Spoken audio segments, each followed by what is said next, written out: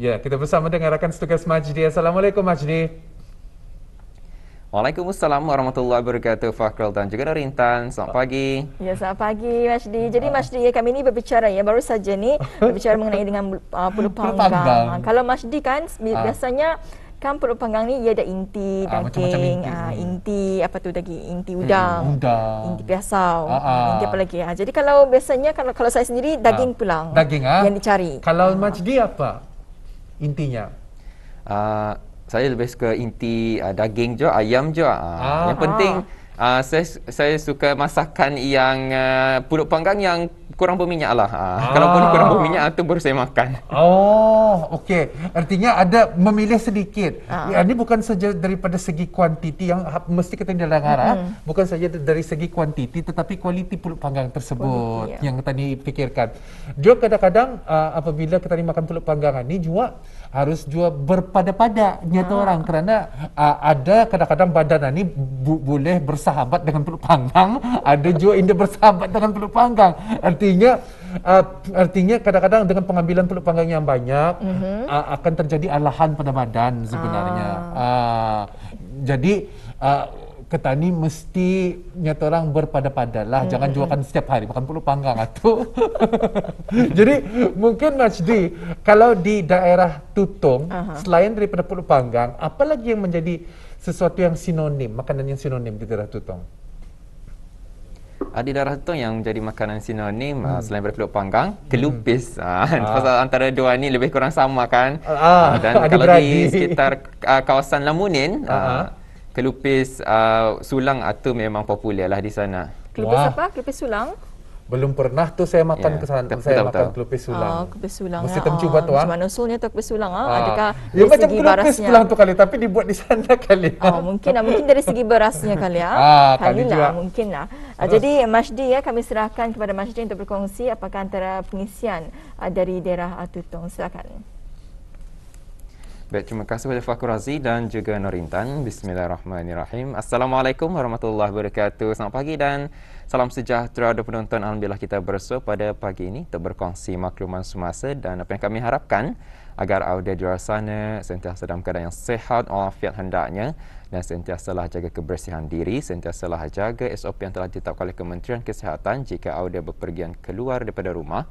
Dan juga sentiasalah tingkatkan kewaspadaan terutama kepada pemandu jalan raya, sentiasalah tingkatkan kewaspadaan dan patuhilah undang-undang jalan raya yang telah pun ditetapkan. Dan yang penting sekali kita sentiasalah jaga keselamatan diri dan sentiasa bertawakal dalam apa je gerak-geri yang ingin kita lakukan pada setiap hari. Dan ada saya kongsikan terlebih dahulu di sini satu makluman.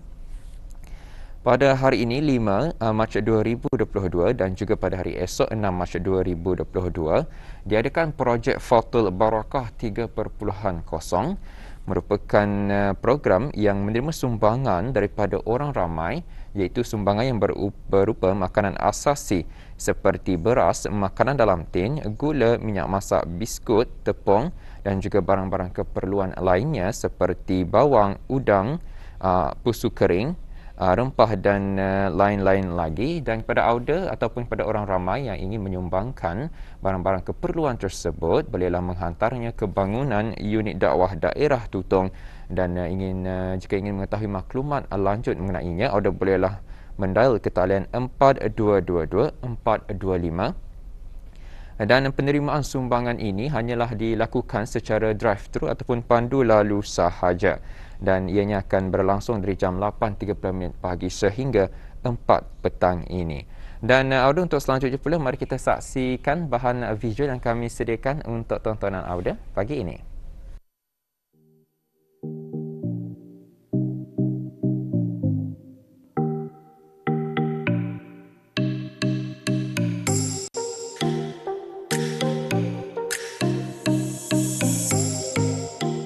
Menjaga alam sekitar dan mengekalkan persekitaran yang bersih adalah menjadi tanggungjawab kita ni bersama untuk memastikan negara Brunei Darussalam sentiasa bersih dengan persekitaran udara yang sihat.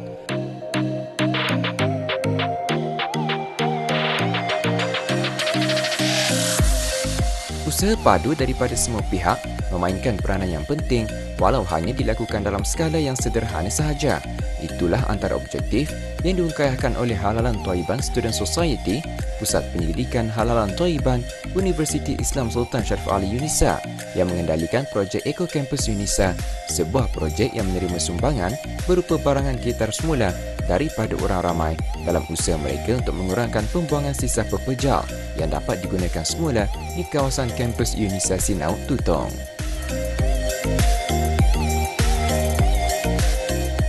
Seramai lebih 20 orang penuntut dan sukarelawan bersatu padu bagi menjayakan projek ini yang telah pun diatur tugas dan peranan mereka masing-masing.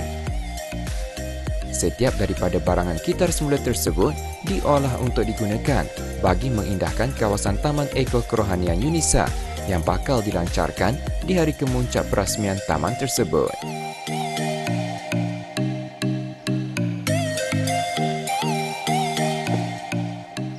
Ya, udah inilah dia antara barang gitar semula yang diperlukan. Kalau kita lihat di sini, ada tayar, botol, tray telur, kotak, kadben dan sebagainya. Yang mana ianya digunakan untuk satu benda yang lebih berfaedah ataupun bermanfaat lah, dan kita ni akan mengetahui lebih lanjut mengenainya.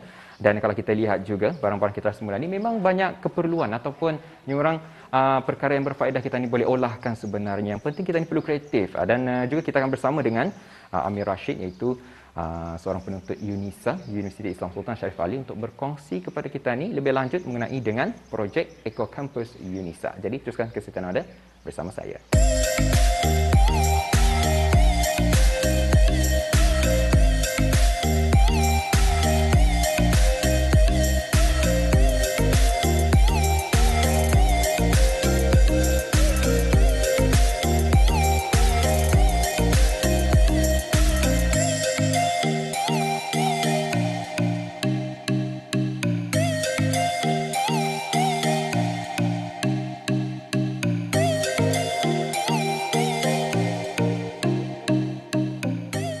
Projek Eco Campus UNISA ini ya melibatkan dalam fasa awal ialah dalam dua orang, iaitu saya dan juga sahabat saya yang bernama Muhammad Arif bin Zaidi. Jadinya pada permulaannya kami ingin melibatkan sekumpulan unit yang ingin menanam segala tanam-tanaman yang boleh dengan menemukan objektif kami, iaitu mengurangkan carbon footprint di negara Brunei Darussalam ini. Projek Eco Campus UNISA ini yang terlibat adalah satu UNISA lah sekiranya, tapi dengan fakulti-fakulti yang tertentu, iaitu Fakulti Pusat Penyelidikan Halalan Thaiban dan juga Fakulti Pertanian. Barang-barang yang kami perlukan seperti tertera dalam poster kami, iaitu kotak, botol-botol, tayar dan sebagainya. Jadinya benda-benda yang kami cakapkan ini kami akan kitar semula. Kira orang akan mensedekah barang-barang yang tersebut. Jadinya barang tersebut akan menjadi kira objektif kami untuk memanjangkan barang tersebut menjadi sebagai sedekah jariah, amal jariah. Jadinya sedekah amal jariah ini satu perkara yang tidak akan terputus. Jadinya barang-barang yang kita semula itu, insya-Allah sekiranya diizinkan Allah, barang-barang itu boleh memanjangkan pahala dari hari ini sekiranya sehingga hari kiamat, insya-Allah. Tidak dinafikan barang-barangan gitar semula ini jika diberikan sentuhan kreatif padanya, pasti akan terhasil sesuatu yang menarik, meskipun hanya sekadar diberikan cat warna padanya, seperti tayar yang diberikan sentuhan warna cat yang pelbagai, yang kemudian digunakan sebagai pasu pada tanaman bunga-bungaan. Begitu juga botol plastik yang dipotong, diolah, dibentuk dan kemudian diberikan warna padanya, yang pasti akan terlihat cantik dan menarik.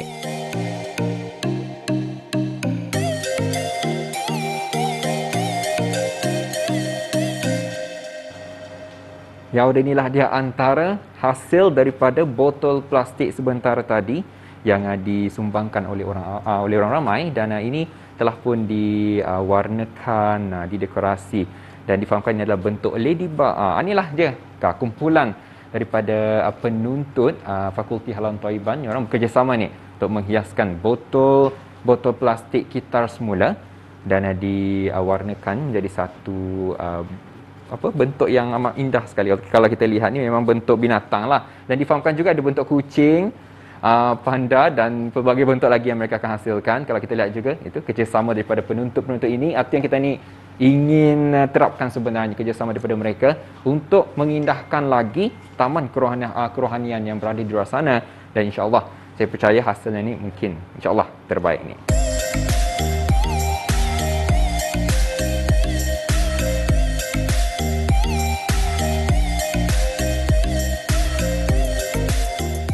Jadinya dengan barang-barang yang kita semula ini, kita boleh menggunakan semula seperti tayar dan juga botol-botol jika kita tidak membuangnya di mana-mana kawasan. Jadinya barang-barang itu kita boleh gunakan untuk menjadikan sesuatu yang negatif kepada sesuatu yang positif.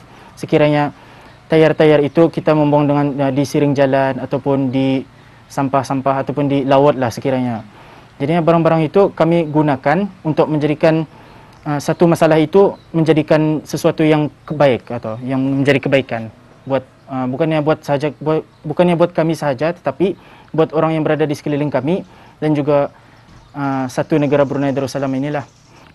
Jadinya salah satu sasaran kami ialah to raise awareness amongst the people in Brunei Darussalam supaya orang-orang tahu tentang perkara ini ataupun menjadi serius, mengambil serius tentang perkara ini.